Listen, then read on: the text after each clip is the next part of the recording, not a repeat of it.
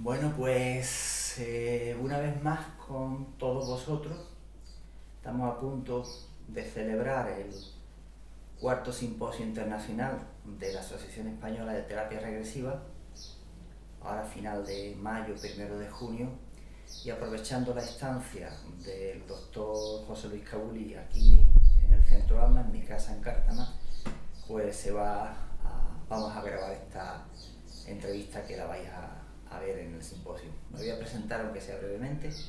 Soy Carlos González Delgado, soy el responsable del Centro ASMA y el actual, primer presidente de momento de la Asociación Española de Terapia Regresiva.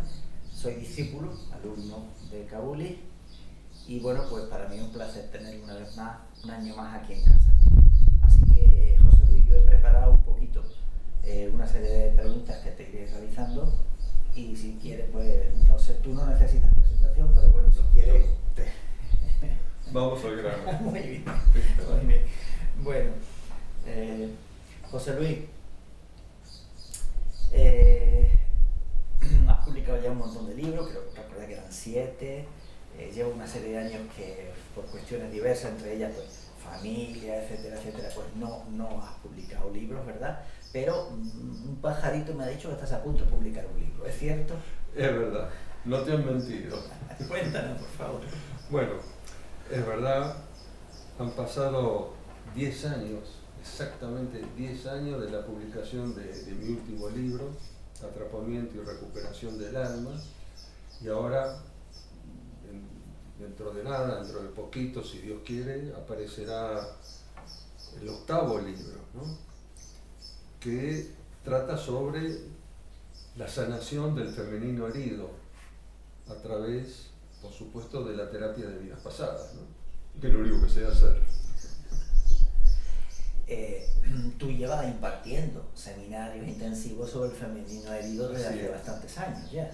Así es, sí, hace ya unos cuantos años, casi 20 años, no me recuerdo exactamente cuándo comencé, pero la primera vez que comencé a hablar del femenino herido sí fue alrededor de hace 20 años, ¿no? Pero me llevó tiempo entender lo que es el femenino herido, primero lo que es el femenino, ¿no? Vivirlo, hacer la experiencia y poder trasladar todo eso a un libro, ¿no? ¿Cómo te sugiere la vida desembocar, poner tu energía en el femenino, ¿no? Porque hay personas que no están familiarizadas y podrían pensar que estamos hablando de mujeres. Claro.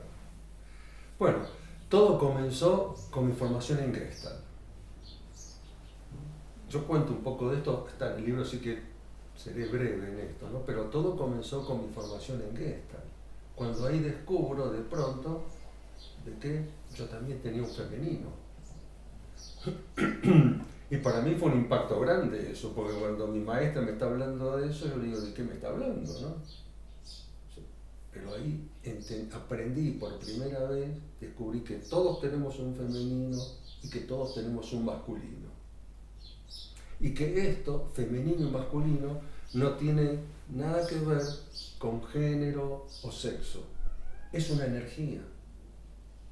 El femenino es una energía. Y lo increíble, ¿no es cierto?, que el femenino es la energía creadora por excelencia. Es la energía con la cual se crea el universo, ¿no? Con la cual se hace la creación. Y está presente en todos los niveles. Está presente en la naturaleza, en los animales, en el ser humano, pero también está presente en el universo. Para hacerlo sencillo, es el yin y el yang, que esto ya los sabios hindúes lo sabían hace miles de años. No estamos descubriendo nada nuevo. Lo que estamos descubriendo es hacer consciente de esto, ¿no? De descubrir lo que era el femenino, a llevarlo a la práctica, a aplicarlo en la terapia, llevó un tiempo, ¿no? Llevó un tiempo hasta que me empecé a dar cuenta, experiencias personales, mi propia evolución como hombre y como terapeuta. Me llevó a entender el concepto del femenino y de allí pasar a identificar la herida del femenino. Cosa que ya yo creo que todos lo estábamos haciendo desde el principio, pero sin tener conciencia de eso. Porque yo creo que esto a todos los terapeutas de vida pasada les habrá pasado, o les sucede, es que cotidianamente y frecuentemente aparecen las experiencias de la mujer quemada en la hoguera como bruja, ¿no? Entonces, en ese momento, cuando yo empiezo a trabajar, bueno, trabajamos la experiencia traumática y todo lo estamos haciendo, pero de allí a hacer el paso, a tomar conciencia de que es el femenino lo que se está agrediendo, es el femenino lo que se está anulando, un trecho, ¿no? José Luis, ¿y quién hiere el femenino? ¿Le hiere el masculino o cómo va eso? Es interesante. Básicamente el masculino, pero también a veces el propio femenino. Cuando una mamá, ¿no es cierto?, que está embarazada y está esperando un niño varón, ya está hiriendo, y tiene una niña en su vientre, ya está hiriendo el femenino. Cuando una mamá privilegia al hijo varón, como se suele hacer habitualmente o como se hacía, ya está anulando el femenino, ¿no? Entonces, cuando una mamá tiene una niña en su vientre y le dice hay que obedecer, hay que hacerle caso a papá, ya está anulando el femenino. Así que eso es muy interesante también, ¿no? Porque también el propio femenino repite el esquema de anulación del femenino por parte del masculino. Pero esto empieza en la antigüedad, ¿no? Entiendo que te estás refiriendo al masculino y femenino que hay en todo y cada uno de nosotros, y ese es el equilibrio, ese es el respeto que cada uno tiene que lograr para poder respetar después al hombre o a la mujer, ¿no? Sí, hay la evolución, la verdadera evolución comenzará a partir de la integración del masculino y del femenino en nuestro interior, ¿no? Cuando yo acepte mi femenino, valore mi femenino, ¿no? Y cuando una mujer acepte su propio masculino y lo puede integrar con su femenino. De hecho, esto ocurre en la vida cotidiana, ¿no? De que hay mujeres que se comportan, tienen un masculino muy fuerte. Cuando una mujer llega a puestos jerárquicos o puestos de poder, sigue el esquema, el paradigma del masculino, se olvida del femenino. Esto ocurre frecuentemente, ¿no? Muy bien, muy bien. Bueno, entonces tu próximo libro está a punto de salir. Me ha dicho un pajarito que incluso va a hacer gestiones hoy sobre eso por aquí, por Málaga, yo que me chivo de algunas cosas. Sí. Y bueno, será un placer para todos nosotros que hemos leído toda tu bibliografía, pues contar con el último libro de Cabulino, así que qué bien, qué bien. Bueno, pues no sé si quieres ampliar algo más del femenino, cuando se origina tal, o es suficiente con lo que... Bueno, yo creo que lo importante es que todos los terapeutas tomen conciencia de eso, porque lo que cambia es el enfoque. La técnica va a seguir siendo la misma, pero saber que hay un sometimiento, hay una aniquilación, una supresión del femenino que existe desde la antigüedad y que no tiene que ver con matriarcados y patriarcados, ¿no? Es una historia larga, en realidad, ¿no? Porque todo comienza porque las primitivas sociedades del neolítico, del paleolítico, se exaltaba la figura del femenino. No hay figuras de guerreros en el paleolítico, en el neolítico. ¿Qué sucede? Hay un momento cuando el hombre descubre la espada, y la espada le da el poder de muerte sobre otros, el poder de conquista, ¿no? Y allí es cuando empieza la anulación del femenino. El femenino era dador de vida, ¿no? Y el hombre privilegia el poder de muerte, ¿no? Entonces descubre que con la espada puede someter a otros pueblos, puede someter a otras personas, y entonces se deja de lado ahora al femenino y se yergue la figura del guerrero, del sacerdote y todo eso, ¿no? Entonces esto es una larga historia que tiene que ver más que nada con el poder, ¿no? Con la dominación. De ahí empieza anularse el femenino. Hay muchas cuestiones sociales, por las políticas por las cuales se anula el femenino, pero hay una muy interesante, y es el miedo del hombre al poder del femenino. ¿Por qué? Porque el femenino encierra el secreto del misterio de la creación.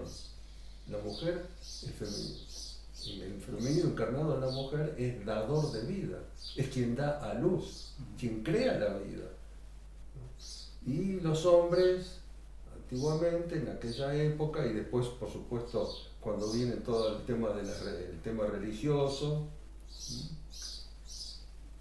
entiende que la mujer encierra ese misterio, pero no puede aprenderlo, no puede controlarlo. ¿Cómo hago para controlar este poder que yo no puedo manejar? Entonces, ¿quién recibe el golpe? La mujer, porque era la encarnación del femenino. Es curioso, fíjate lo que me viene a la mente, qué locura lo que me está viendo ahora más. Has hablado de la espada, ¿no?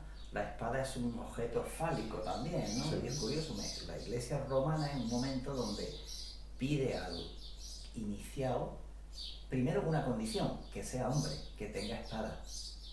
Pero después le impone otra condición, que se la corte, que se corte la espada. Es decir, no se puede usar la espada. Y no sé por qué me estaba viniendo esa aparente contradicción de la Iglesia romana antigua, donde, por un lado, discrimina al femenino, entendiendo al femenino, la mujer no puede ser sacerdotisa, solo los hombres que tienen espadas, falo, pueden ser sacerdotes, pero prohibido usarlo. Vaya que hiera el femenino. No sé, una locura, una idea que me viene ahora, igual no tiene sentido, pero me estaba viniendo conforme iba hablando. Bueno, yo creo que ya has hablado un poquito de las 3-4 preguntas que yo tenía sobre el femenino, sus consecuencias en la vida cotidiana y tal. No sé si quiere añadir algo y pasamos a otra pregunta o... Bueno, las consecuencias se manifiestan cotidianamente. La consecuencia principal la vemos en el mundo. El mundo que estamos viviendo hoy, ¿no?, es el mundo de la dominación de unos sobre otros, ¿no? Y todo eso porque está la herida del femenino. Lo que vivimos en el mundo actualmente es la herida del femenino, porque el femenino, ¿qué es lo que busca? Es cuidar, proteger, alimentar, nutrir, sostener, ¿no?, cuidar las emociones, ¿no? Y el mundo actualmente está en manos del poder masculino, no del hombre. Es que esto es lo difícil de entender, ¿no? Del poder masculino, el de poder, la energía masculina. de la energía, ¿no?, O sea, por sobre el femenino. ¿Se podría equiparar el femenino herido con el niño interior herido? Bueno, son cosas diferentes, ¿no? Una cosa es el niño, ¿no?, y otra cosa es el femenino. Porque puede haber el niño un masculino herido también y Por un supuesto. femenino herido. Hay masculino herido también. Okay. Lo que pasa es que lo que en este momento es más urgente y lo que aparece a diario, cotidiano, históricamente. ¿Por qué aparece esto? Porque cuando trabajamos con vidas pasadas, lo que está apareciendo es la historia viva de la humanidad. Porque tú lees los textos, lees una historia escrita, pero nadie te puede contar la vivencia de esos hechos. Y cuando trabajamos con las vidas pasadas, ¿qué es lo que sucede? Que aparece la vivencia real. ¿Qué es lo que experimenta una mujer cuando es quemada en la hoguera? ¿Qué es lo que experimenta una mujer cuando es violada? ¿Qué es lo que experimenta una mujer, el femenino, ¿no?, cuando es anulado y suprimido, ¿no? Entonces, esto es lo interesante de nuestro trabajo. Es la historia viva de la humanidad. José Luis, tú vienes de una carrera médica. Hoy día, bueno, médico siempre vas a ser lógicamente, y además cirujano, pero es curioso porque leí un artículo que publicó, creo, la revista del Colegio Médico de Buenos Aires, La Asociación Médica, y un artículo muy interesante, por cierto, y ahí se habla de algo, de la Escuela Quirúrgica Municipal para Graduados. Correcto. Y creo, porque otro pajarito me ha dicho, los pajaritos son las conversaciones que tenemos nosotros fuera en los ratos libres. Otro pajarito me ha dicho que tú estabas en no sé qué parte de la Argentina, muy lejos, que ibas estabas decidido a quedarte en tal lugar y algo sucedió que te mandaron para otro sitio, ¿no? Cuéntanos un poquito de eso, por favor. Así es. Eso me recuerda a algo que hemos hablado en algún momento, lo que contaba James Redfield en la novela Revelación. Que a veces tenemos encuentros, personas que nos dicen alguna cosa y nosotros no somos conscientes del mensaje que nos dan en ese momento. Y al cabo de los años podemos ver que de pronto nuestro derrotero se fue marcando por encuentros con determinadas personas que aparecieron cada una a su tiempo, ¿no? Y eso sucedió conmigo porque yo estaba cumpliendo con el servicio militar en Argentina, en el sur de Argentina, en Río Gallegos, y de pronto tenía la oportunidad de quedarme ahí, en el hospital, de formarme allí en cirugía, y de pronto un médico que era el capitán del escuadrón de sanidad de la Fuerza Aérea me dice, no, vos tenés que ir a Buenos Aires, tenés que irte de acá y tenés que ir a la Escuela Quirúrgica Municipal para graduados. Yo ni sabía que existía eso. Así que me fui a Buenos Aires, doy el examen, que era un examen muy particular, y entro en la Escuela Quirúrgica.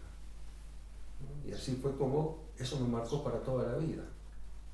Porque me marcó no solamente como cirujano, sino a nivel de una disciplina, de una estructura y de una conducta y de un comportamiento que lo sigo manteniendo, sigue en mí todavía, ¿no? Así que realmente, y todo eso después se volcó a la terapia regresiva.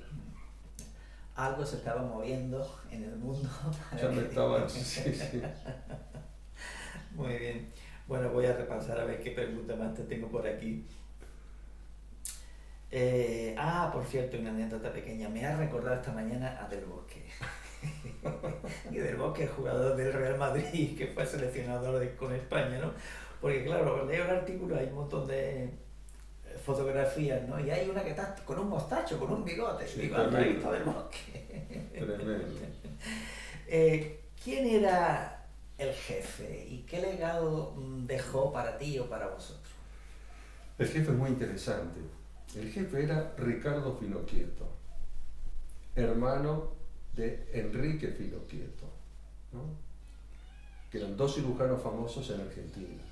Ahora, cuando yo llego ahí a la escuela quirúrgica, Ricardo Finoquieto ya había fallecido hacía 14 años, pero todo el mundo hablaba del jefe y se referían a él.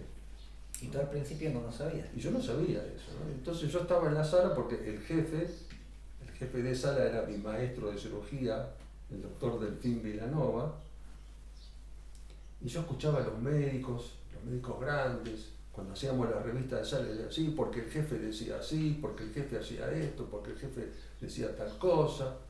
Sí, ¿quién es el jefe? ¿Cómo es? Y al tiempo caigo que el jefe era Ricardo Finoquieto, que sus alumnos, sus discípulos, todavía lo seguían nombrando. Y a veces le decían el jefe o a veces simplemente sus iniciales, RF. Entonces cuando hablaban de RF era Ricardo Finoquieto, ¿no? Pero eso fue una cosa interesante porque aprendí ahí lo que era la devoción, el cariño y el respeto hacia el maestro, ¿no? Fue la primera lección que recibo, ¿no? De esta relación, de esta conjunción entre maestros y discípulos, ¿no? Había una veneración que tenía esa gente impresionante, ¿no? Y eso me marcó también, ¿no? Me cambió la vida, ¿no? Entender y ver hasta dónde llegaba cuento una anécdota, un detalle, ¿no? De cómo era Ricardo Finoquieto. Cuando los cirujanos se cambiaban para ir a operar, que dejaban la ropa en el vestuario, ¿no? Y se ponían el ambo de cirugía, no había casilleros, dejaban la ropa colgada, ¿no? Entonces cuando todos iban a operar, Ricardo Finoquieto entraba en el vestuario y revisaba los cuellos de la camisa. Que estuvieran limpios. Que estuvieran limpios. Fíjate hasta qué detalle, ¿no? Se preocupaba, ¿no? Bueno, entro en la escuela y me encuentro con toda una mística, ¿no? Y ahí es cuando aprendo una técnica que después yo traslado a la técnica que aprendí ahí de la cirugía, la traslado a la terapia de vidas pasadas. Soy muy quirúrgico en eso. Sí, ya lo sé. Señor cirujano. Bueno. Pero eso fue muy importante, ¿sabes por qué? Porque en la escuela aprendí la importancia de una técnica detallada, paso a paso para el principiante, para el que empieza. Y esto es lo mismo que pasa cuando empiezas a enseñar y a transmitir cómo se trabaja en vida pasada, porque no puedes decir cualquier cosa, tienes que seguir una serie de pasos. Yo lo que hice fue calcar lo que aprendí, la disciplina básicamente, y que para hacer las cosas se hacen de una manera y no de cualquier manera. Sí, me acuerdo todavía tus amenazas en el último seminario de mis formaciones. A alguno no le voy a dar el diploma, como a veces se cabreaba con nosotros, indisciplinados algunos a veces. José Luis, tengo otra pregunta que también he deducido, ¿no? del artículo que leí esta mañana. ¿Cuál es para ti la diferencia entre formación quirúrgica? Tú te formaste como médico cirujano, ¿verdad? Y formación espiritual. Es muy interesante eso. Porque eso también lo descubrí allí, ¿no? Sabes, en esta escuela, tengo que volver a ello, ¿no? Para ver de dónde viene, ¿no? En esa escuela había una mística. Y resulta que uno de sus creadores, que no fue el creador inmediato, pero había fallecido en 1902, ¿no? Alejandro Posadas. Aparte otro fenómeno, como un cirujano que muere con 31 años y dejando discípulos, ¿no? Y siendo maestro, y se va con 31 años. Bueno, 40 años después, frente a su tumba, uno de sus discípulos hace un panegírico, ¿no? Sobre su maestro, que era justamente Enrique Pinoquieto, el quien hace el discurso, y habla de cómo influyó en su formación espiritual este hombre. Y no habla de formación quirúrgica, habla de formación espiritual, 40 años después de la desaparición de su maestro. Entonces ahí entendí de dónde venía esta mística, ¿no? Y esto, lo que hacemos nosotros, una cosa es formarse, que un maestro te forme en una técnica, pero otra cosa es que ese mismo maestro te traslade una formación espiritual, ¿no? Y que entiendas esto de que hay algo más allá de lo que estás haciendo con tus manos, o como terapeuta, lo que estás haciendo con el paciente cada día cuando estás trabajando, conduciendo una regresión, ¿no? Entonces, hay una formación material, por así decirlo, y hay una formación espiritual, que es lo que de alguna manera tú has traído a la asociación con el código de ética, ¿no? Eso, necesitamos una ética, necesitamos una moral en todo lo que estamos haciendo, con conciencia de que realmente estamos cumpliendo con un propósito en esta vida. De eso se trata, ¿no? La formación quirúrgica, la formación en vidas pasadas y la formación espiritual. O sea que te formaron como médico, como cirujano, pero también te formaron profundamente en el plano espiritual, en esa escuela municipal. Claro. José Luis, ¿por qué municipal? ¿Porque no era estatal? Porque es interesante, porque pertenecía a la ciudad de Buenos Aires y fue reconocida, ¿no? Por la municipalidad de Buenos Aires, ¿no? O lo que sería aquí el ayuntamiento, ¿no? Entonces, por eso el título oficial, primero era escuela quirúrgica, ¿no? Después fue escuela quirúrgica municipal para graduados. Qué bueno.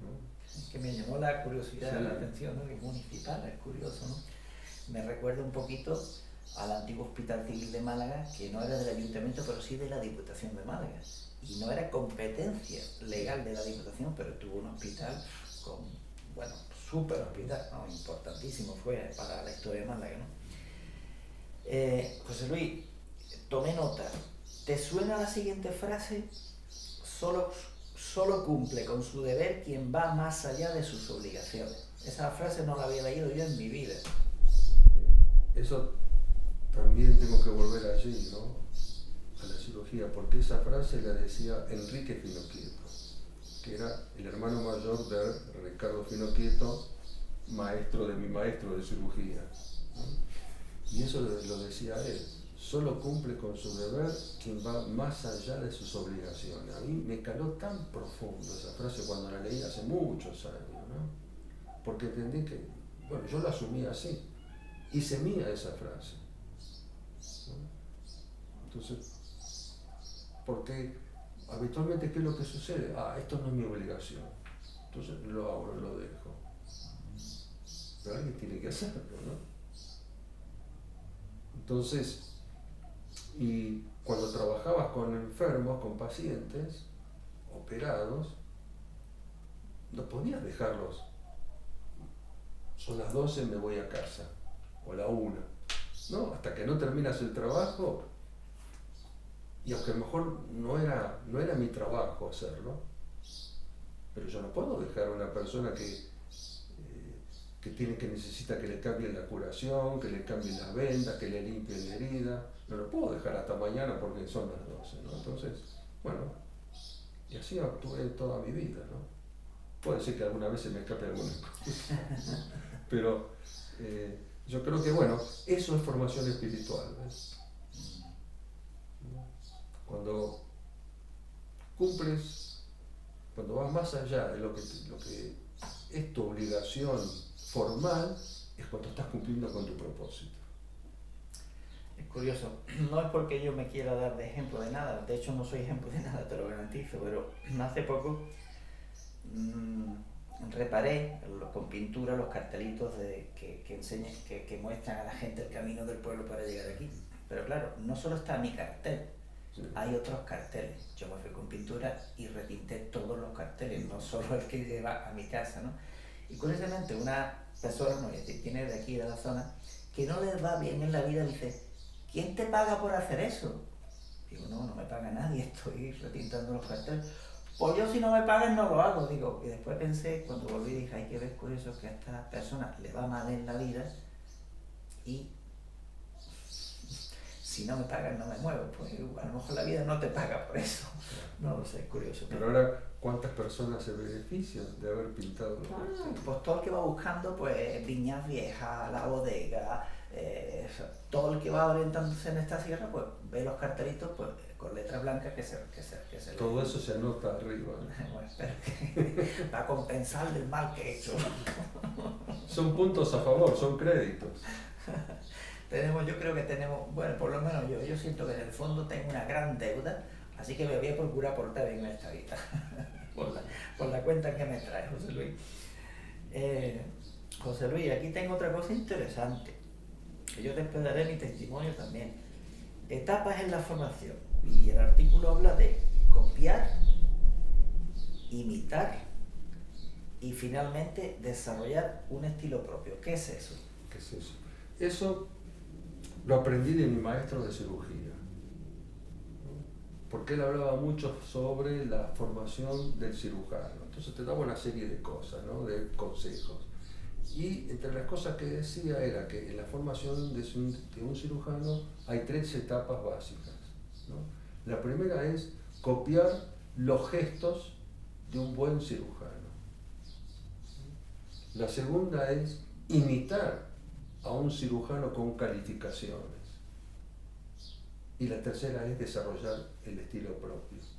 Pero tienes que empezar por abajo, ¿no? Como cuando, no sé, para llegar a pianista tienes que empezar a practicar y estudiar la técnica y todo eso, ¿no? Entonces, yo eso lo trasladé también a la enseñanza de la terapia de vidas pasadas, ¿no?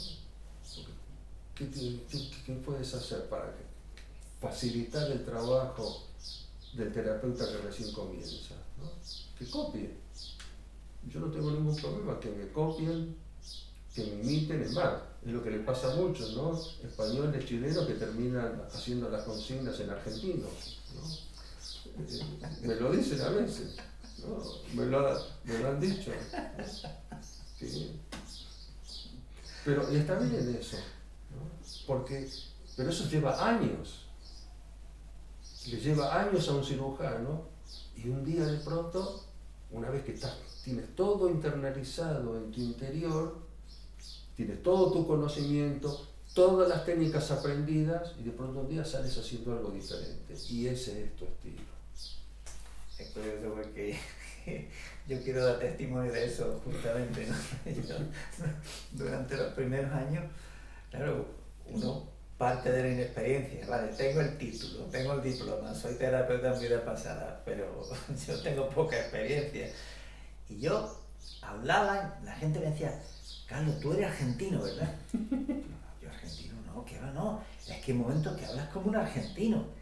Y decía, madre mía, claro, es verdad. Y con el paso de los primeros años me fui dando cuenta que yo te estaba copiando.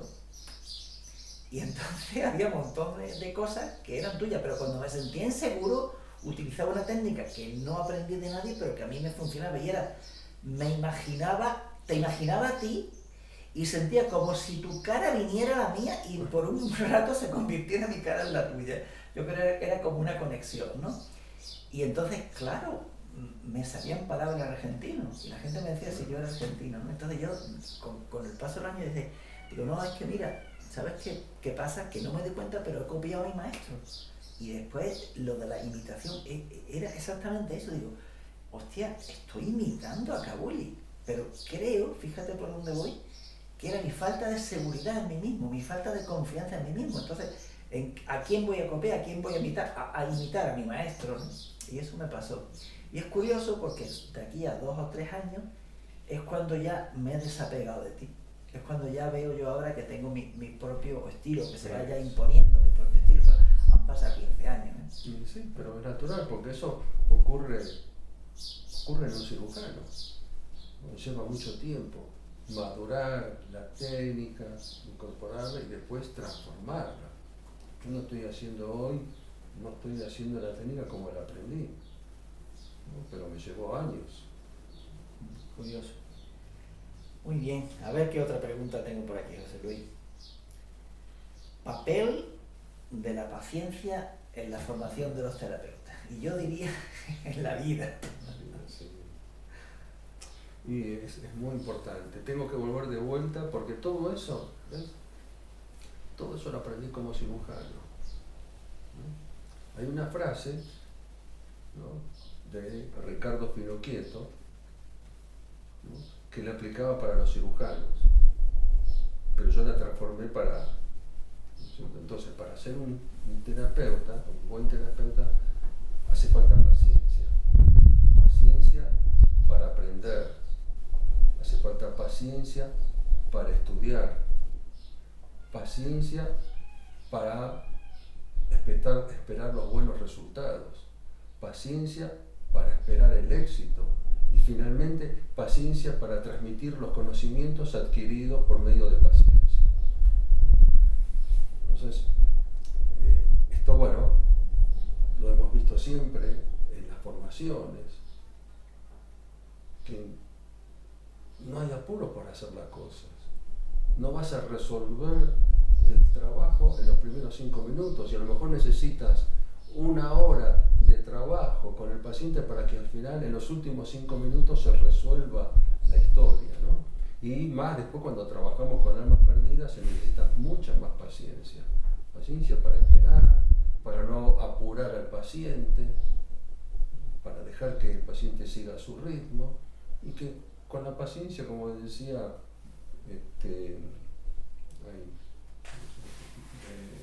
no me sale el nombre. Fuera. Sí, se me fue. Con la paciencia todo se alcanza, ¿no?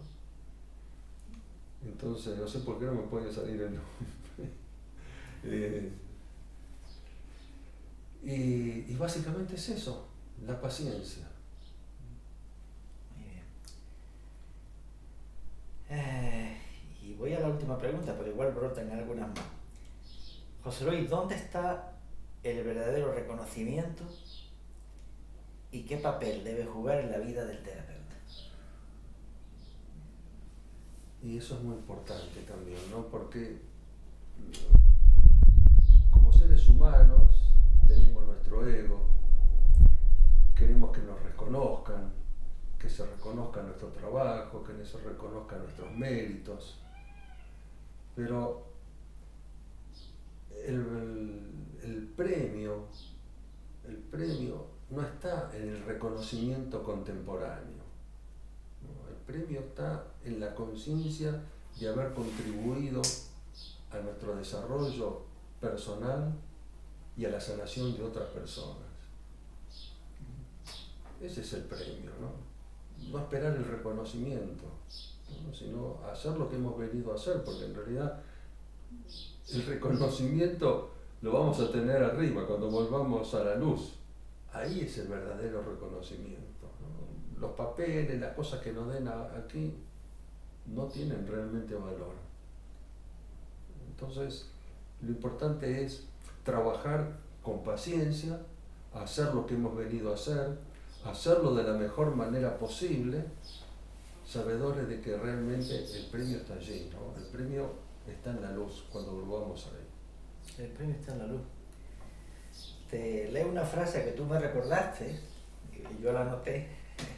El premio no está en el reconocimiento contemporáneo, sino en la propia conciencia de haber contribuido a nuestro desarrollo sin pensar en beneficio propio. Eso, faltaba eso, sin pensar en el beneficio propio. Eso me recuerda a algunas enseñanzas hinduistas, ¿no? Que hablan de, en el sentido de la correcta acción, la desligaban de su propio resultado. Claro que sí. Porque todo lo que vivimos es el fruto de una acción previa. Y lo que vamos a vivir es el fruto de nuestras acciones actuales. Y a eso le unimos las vidas pasadas. Más divertido todavía, más complicado. Es que estamos padeciendo o disfrutando, ¿no?, de nuestras acciones pasadas. Es así. Es curioso, José Luis, ya te lo comenté, yo creo que fue ayer, antes de ayer. En los momentos en los que yo he querido ayudar a personas que están demasiado tiradas en la vida,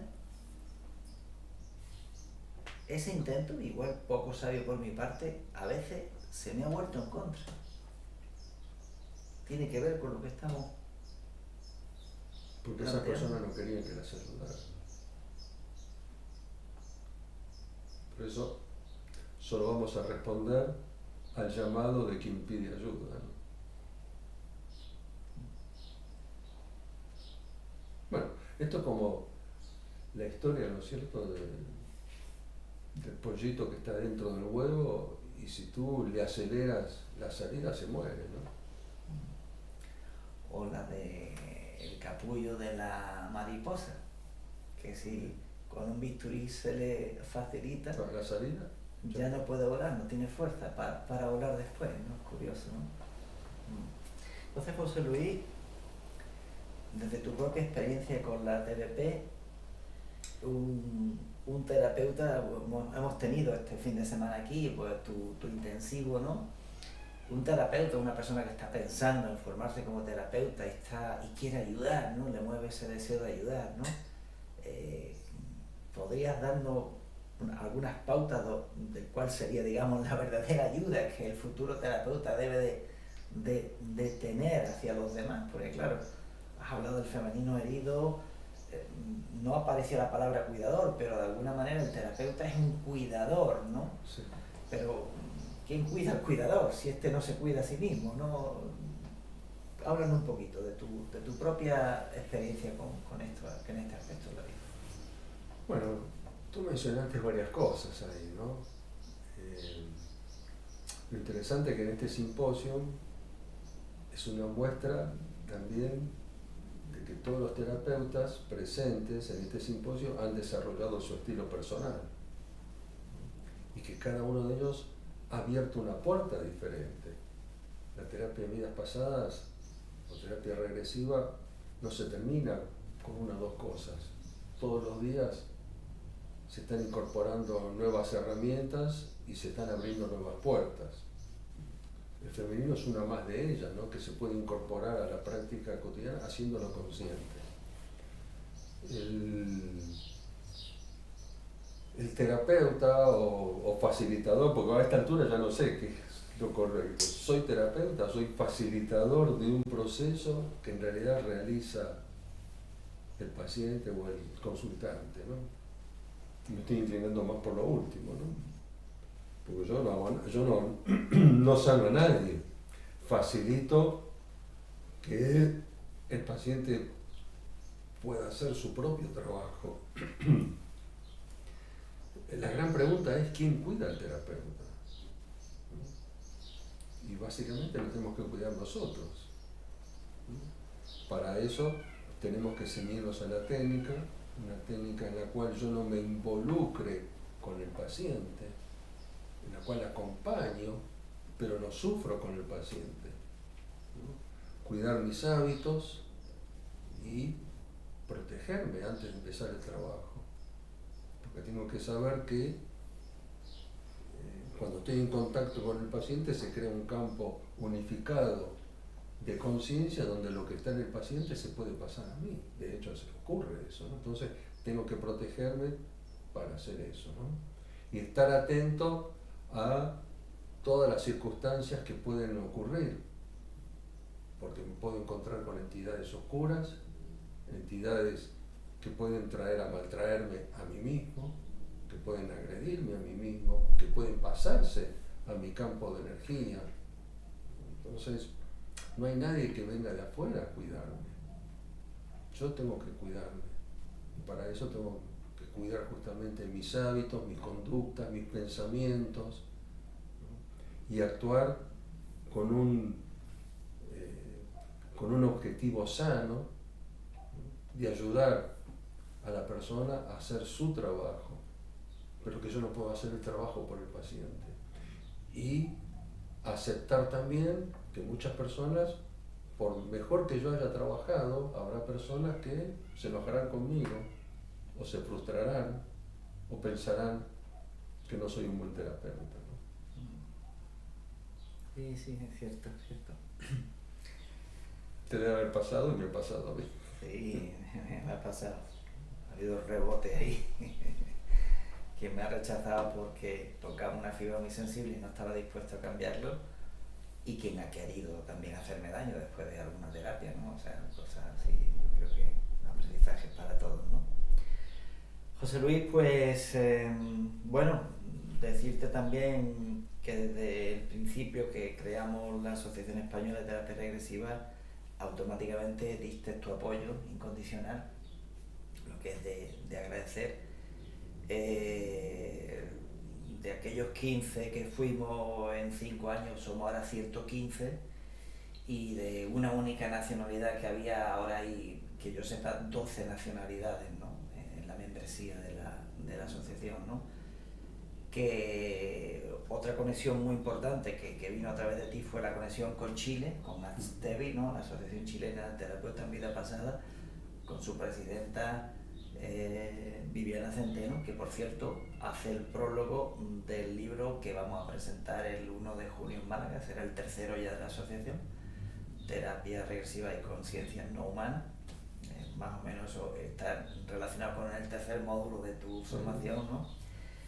Y que, bueno, pues que poquito a poquito pues seguimos creciendo. Son 9 escuelas. La primera escuela que reconocimos fue la tuya, la de Marcelo y la mía, fueron las 3 primeras, y que después de las nuestras han venido 6 escuelas más, ¿no?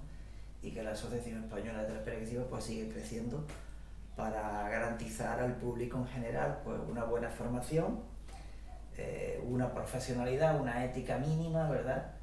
Y que bueno, que andar el camino tampoco ha sido tan fácil, pero que poquito a poquito vamos consiguiéndolo, y yo creo, lo digo honestamente, que sin tu existencia y tu asistencia vital, docente, profesional, humana, ¿no? Espiritual también, ¿no? Pues nada de esto sería posible, ¿no? O sea que para mí el reconocer al maestro es no idolatrarte, ¿no? Pero sí reconocer el que nuestros caminos se cruzaran, que 7 años después yo te reclamara, ¿no? Y me doy cuenta que es curioso, han pasado 15 años aproximadamente, los primeros 7 años yo navegué solo, pero después necesité de la figura de mi maestro, ¿no? Y me emociona un poco, la verdad. Y que ahora también siento, incluso hemos hablado en estos días ad hoc, ¿no? Que quizá va a venir otra etapa diferente. Entonces, eso que decía de copiar, imitar y desarrollar su estilo propio, ahora es cuando yo siento que es como casi un deber de la vida que me dice, bueno, vale, ya no te apoyes tanto en José Luis y venga, lánzate y crea tu estilo propio, ¿no? Así que bueno, no sé lo que pasará, tampoco sé si podrá tu agenda permitirte estar el año que viene aquí, estar por ver eso, pero sea lo que sea, José Luis, yo te quiero dar las gracias públicamente.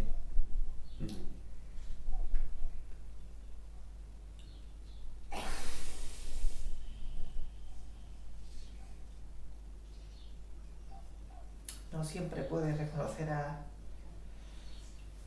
mis profesores, no siempre tuve esa humildad de reconocerlo, pero contigo sí lo he hecho bien. Así que, gracias, Luis. Gracias. Gracias a ti, Carlos, y yo creo que realmente tú has sido el instrumento idóneo para que esto fuese una realidad. Yo no lo podría haber hecho, yo te impulsé, ¿no es cierto? Lo hemos charlado, pero alguien tenía que llevarlo, y ese eras tú, ¿no? Porque fue una dedicación prácticamente 100%, casi 100% de tu vida a la asociación, ¿no? Sí, pero estoy soltero, no tengo familia, no tengo hijos.